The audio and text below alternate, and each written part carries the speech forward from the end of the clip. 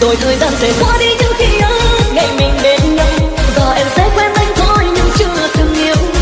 Đừng bận tâm anh nơi đây, dù thời gian có đổi thay, anh vẫn mong em hạnh phúc hơn ngày.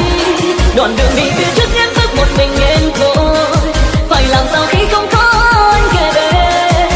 Giọt nước mắt em lại rơi, nhìn em đâu anh không thể, nhưng biết đến không giờ đã xa rồi.